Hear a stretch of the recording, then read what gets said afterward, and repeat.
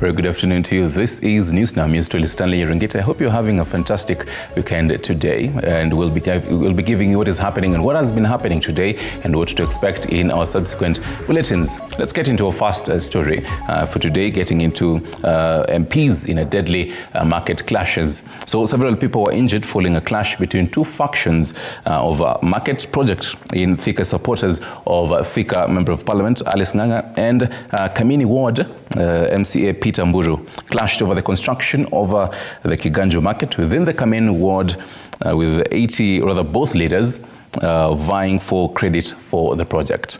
So Ng'ang'a, who also spearheaded the project alongside other MPs, included a National Assembly Majority Leader Kimani Ichung'wah of Kikuyu, Gabriel Kagombe of Gatundu South, and Gatundu North Elijah Njoroge, as well as other leaders. Will be giving you that story a little bit later on. Let's go over to something else now.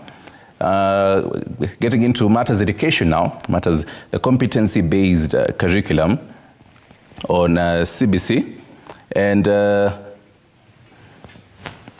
we have that. All right, now getting into matters CBC, let's take a look at what has been happening on the latest.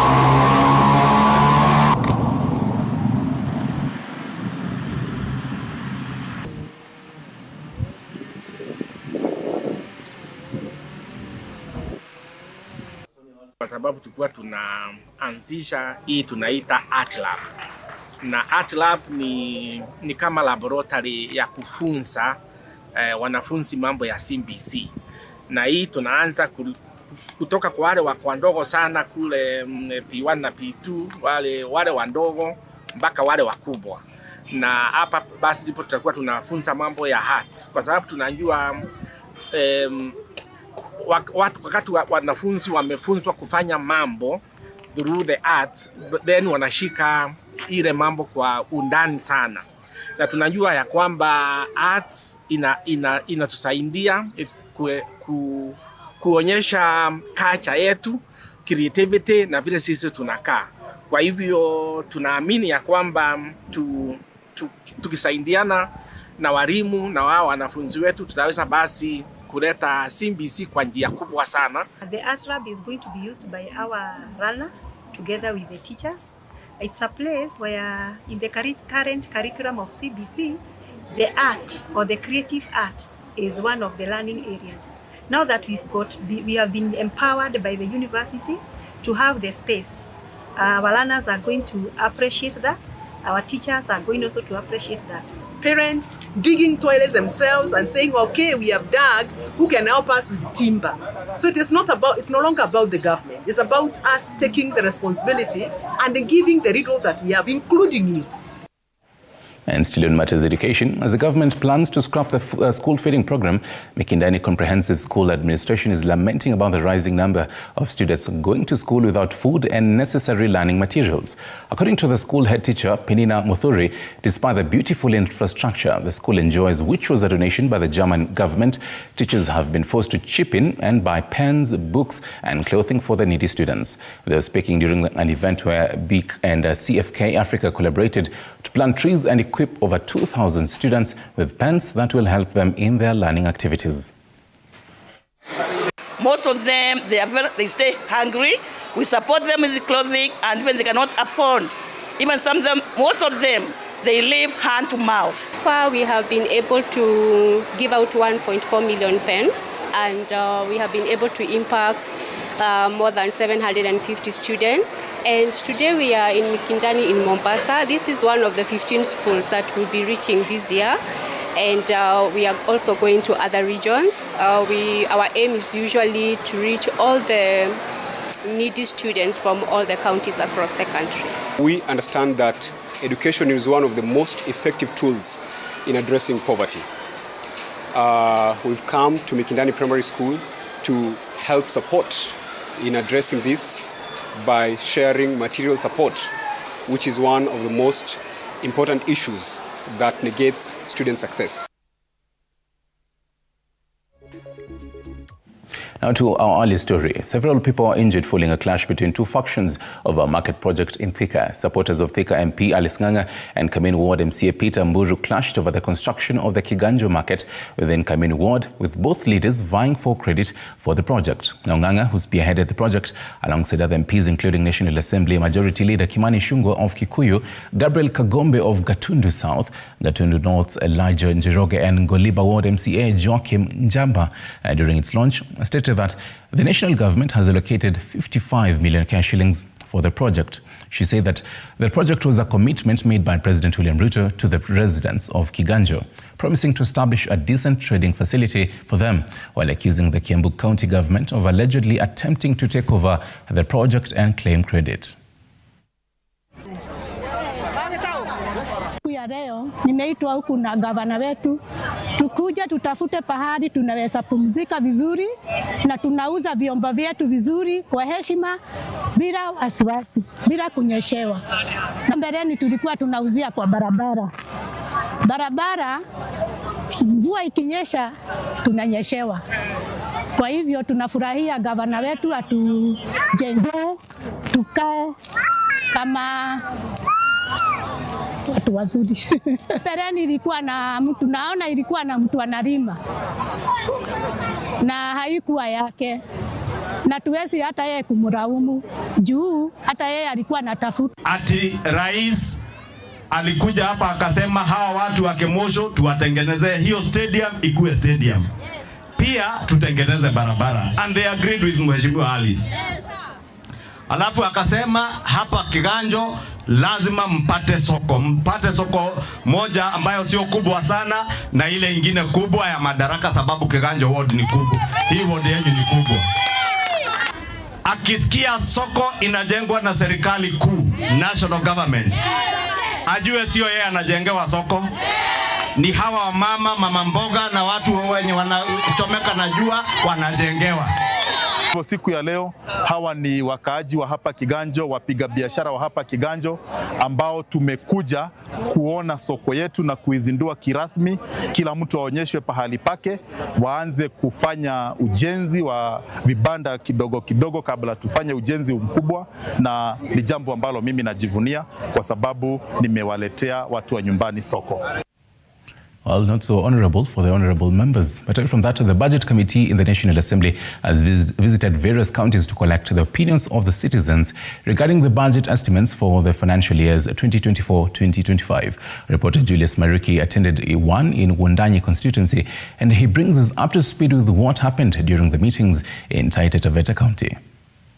So groups from the 4 constituencies of Taita Taveta County, including Taveta, Mwatate, Voi and Wundanyi, gathered in Wundanyi CC Hall in a public participation activity led by the Gariseni MP Ali Wario and Wundanyi MP Danson Mwashako, together with the other local MPs. And residents had an opportunity to give their opinion on the proposed projects, and now we'll get an opportunity to hear some of the opinions, including of those of the MPs. Inazunguka iende mpaka Mrugua ije kushikana na hii ya Wundanyi. Hiyo naomba iwekwe lami. Hii levy ambayo inayewekwa kama na ilipita kwenu, naweza kusoma vipengele vyote vya caption ambayo budget.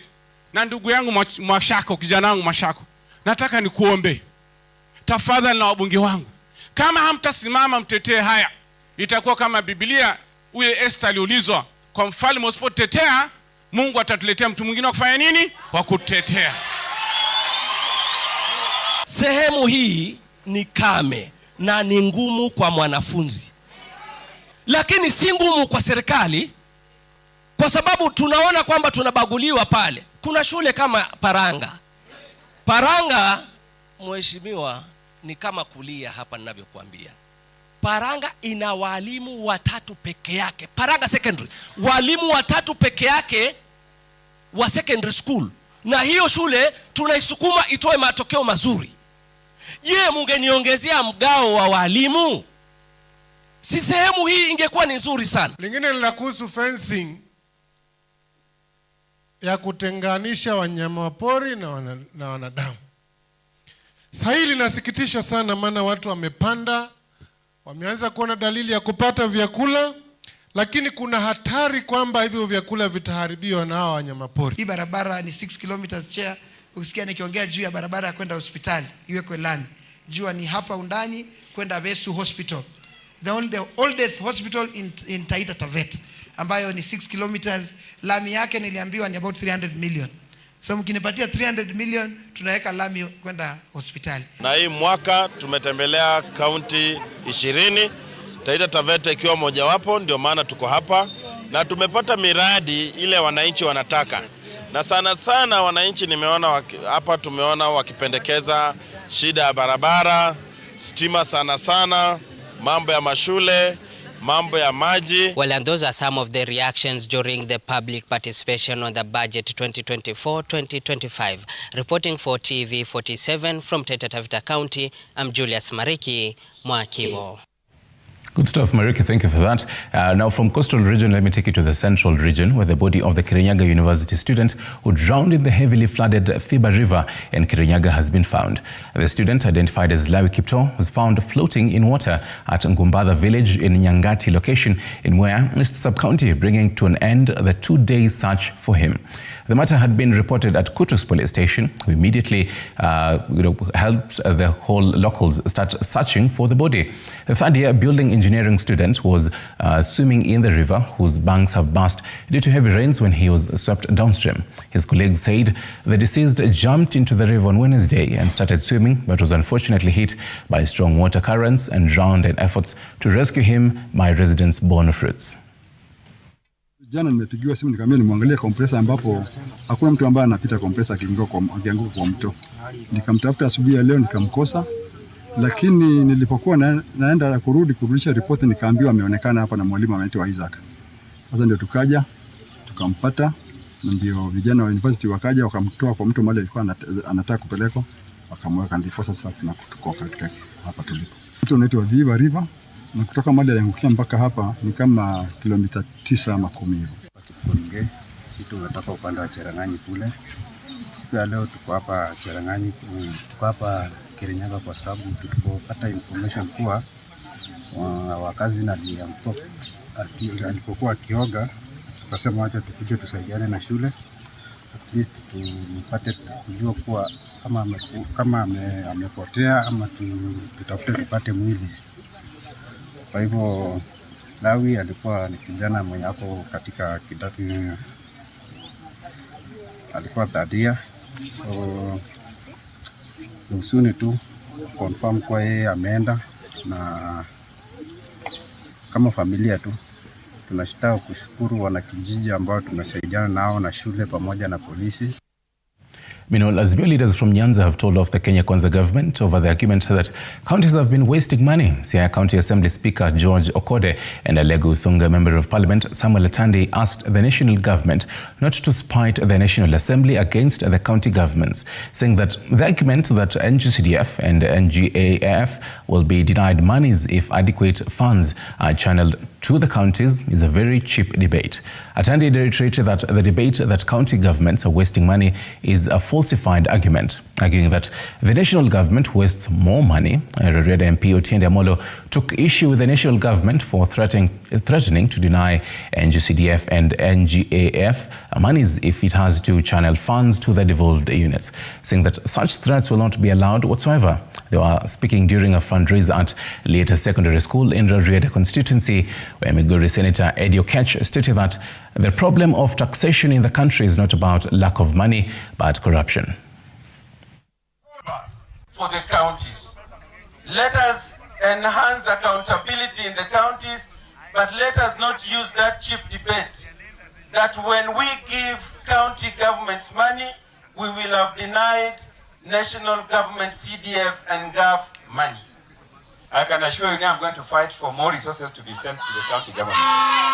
The truth of the matter is, if the government projects to collect about 2.9 trillion in revenue. You cannot take a mere 390 billion to give to 47 counties. That is a joke. Rest assured that I'm going to fight for more resources to be given to our counties. And the debate or the argument that counties are wasting resources is false. That is a falsified argument. National government led by Ruto has bigger thieves than the thieves that are found in our counties. Let it be made clear that this government is wrong in terms of finances. They are overtaxing Kenyans and they are denying Kenyans money that is necessary. They overtax us and they are denying money for feeding school children. They overtax us and they are giving regarding 1 billion for repairing a house where Ruto was living. They are giving in 250 million for preventing people from drinking alcohol. We want to tell them that we will not accept. You are denying counties money, threatening that if you give them, then you won't give CDF. CDF is in the statute. County money is in the constitution. It is not up to you to deny either. It is your business to supply both. 16 minutes past the top of the hour. You're watching News Now. I'm Stanley Rungita. We're taking a short break. On the other side, we'll be telling you more stories as well as sports news. Don't go too far.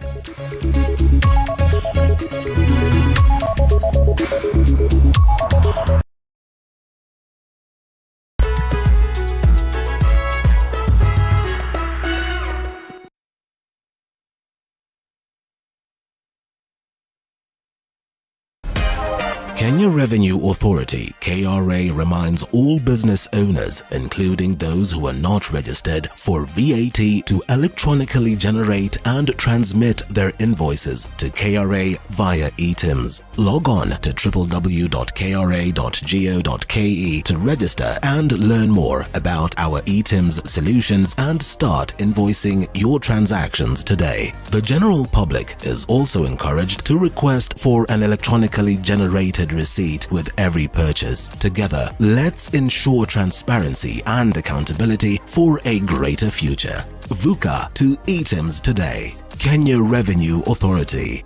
Tulipe ushuru, tujitegemee.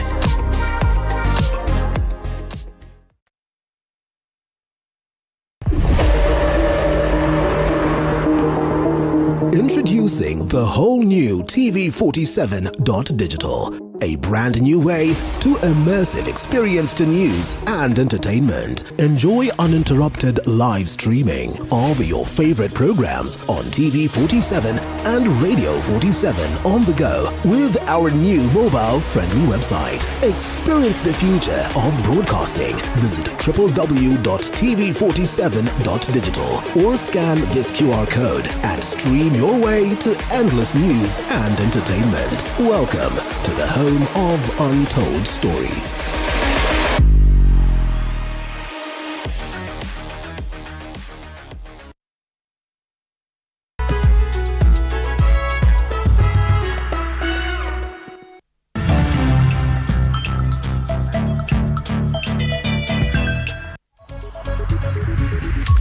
Welcome back. Let's continue updating you into health matters now. And a section of residents and patients who visited Gesima Sub-County Hospital in Gesima, Kitutu Masaba constituency are now pleading with the county government of Nyamira to improve medical services provided in the facility.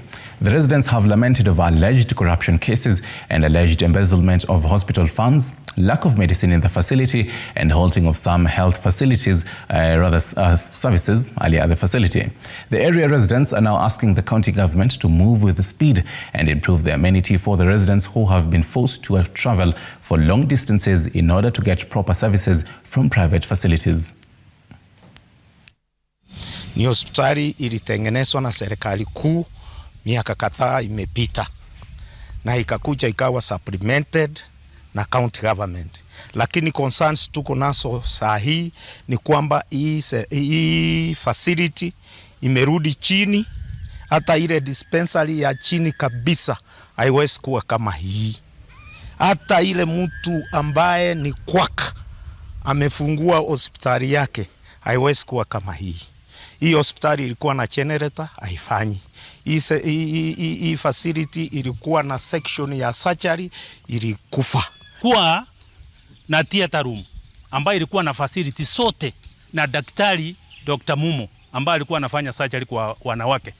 Sasa tangu Nyaliba ingie ofisi au hiyo daktari akaenda, hiyo facility sakafungiwa. Sasa ni kama ni room to store ya kuweka vitu. Mimi nauliza government ya Nyamira under the leadership of the governor Nyalibo, tafadhali arudishe daktari aendelee na operation saka alikuwa anafanya, arudishe madawa yawekwe hapa ili hospitali yetu iendelee. Kufika pale nikapata daktari ananiambia kitu ya kwanza hana madawa. Kwanza hata madawa peke yake, hata mahali ya kuniandikia. Aliniambia hata kitabu yenyewe mahali ya kuandikia hakuna. Akaniandikia hii karatasi, ndiye akaniandikia kutoka nyuma. Ndio niende kununua dawa kutoka nje. Hakuna dawa yote iko hapa hata moja. Sasa hiyo nilikuwa nimeshangaa nayo sana. Hospitali hii nikiwa mtoto mdogo nikiwa tulikuwa tunatibiwa. Wakati huo ilikuwa this side. Tulikuwa tunatibiwa. Sasa hii nimeshangaa sana, kila kitu naambiwa naenda kununua kutoka nje. Now to the whole finance bill conversations at the National Council of Churches of Kenya. NCCK has opposed the newly proposed taxes in the Finance Bill 2024.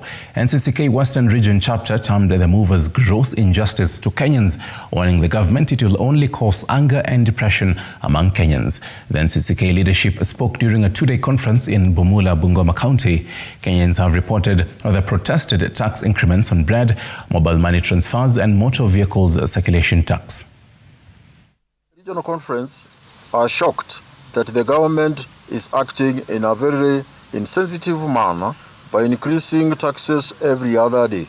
It is a gross injustice to increase taxes so as to match those of the developed and first world countries, while the government is not providing first world services. The people spend the incomes to cover for services and infrastructure the government is not providing.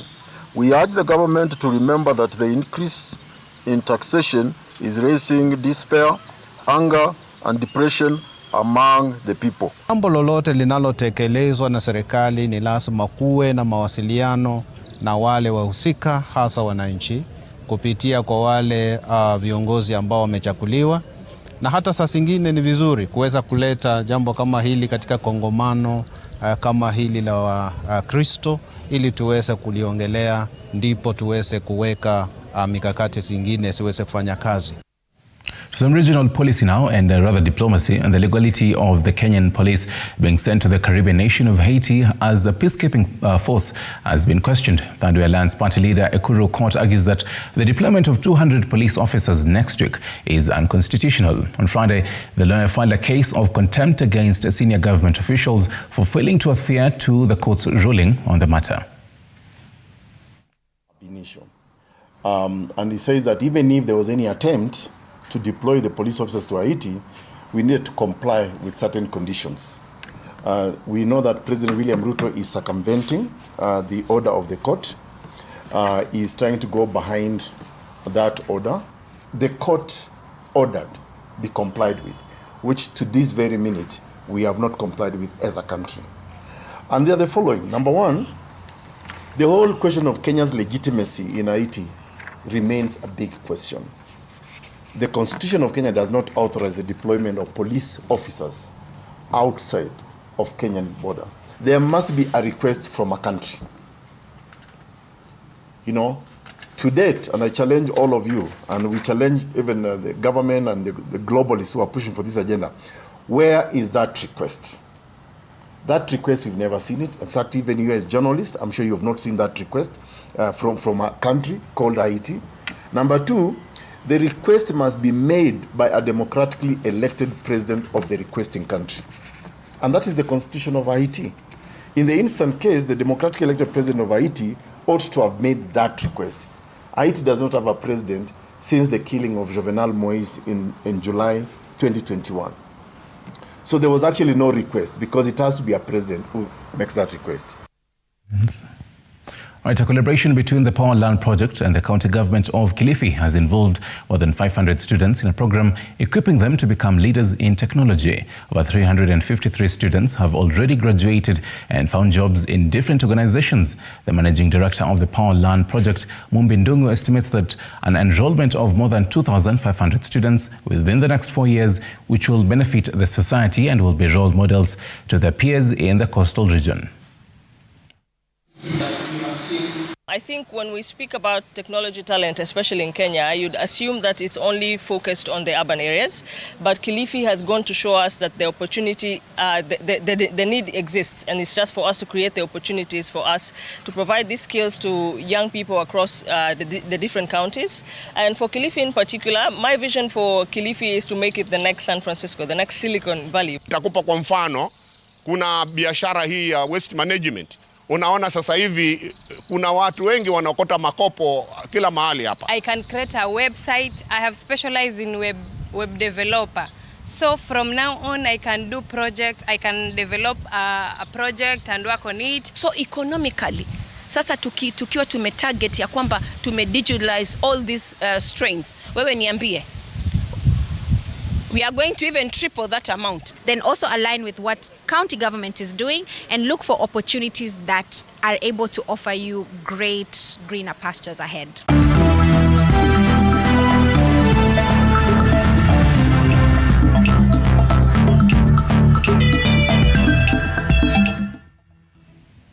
And into the wonderful world of sports, Kobala girls from Homa Bay County and Highway boys from Nairobi County are the champions of the 2024 Europe Day Kenya Football Tournament.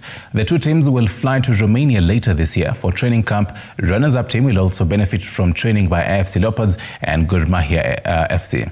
The national finals were played at Ulinzi Sports Complex in Nairobi County. Today, Tony Kolanda has the action. Kobala from Homa Bay County lifted the girls' top prize in the under-18 national finals of the 2024 Europe Day Kenya Football Finals. Kobala thrashed Dagoretti Mixed 4-1 in the finals played at Ulinzi Sports Complex Friday afternoon. They booked their ticket to Romania, where they will be trained by the women's national team. Kachororoni girls from Kilifi County completed the podium, while Dakabaricha of Marsabit County settled for 4th place. Hiyo European tournament yenye watenda Romania itakuwa glad sana, itapatia watu wengi opportunity from Kobala kwenda abroad. European tournament, I want to say this one is a very, very big plus in our preparation for the school games. In the boys category, Highway Secondary of Nairobi County overcame Ringa 2-1 in the final played at the same venue. Highway also booked their flight to Romania for a training camp with the men's national team. Gadamoji of Marsabit County finished in 3rd position, while Mkongani from Kilifi County were placed 4th overall. Nasema Highway, nashukuru Highway mafans, nawashukuru sana. Na tukienda na Romania tuna represent. It has really provided a good platform for the players in terms of the practice. And I think we are largely now about 95-98% prepared for the school games. Mohammed Hassan from Highway Secondary clinched the top scorers award and won himself a return ticket to Brussels in Belgium. Spenda Mboya from Kobala also bagged the top scorers trophy and also booked herself a ticket to Brussels in Belgium.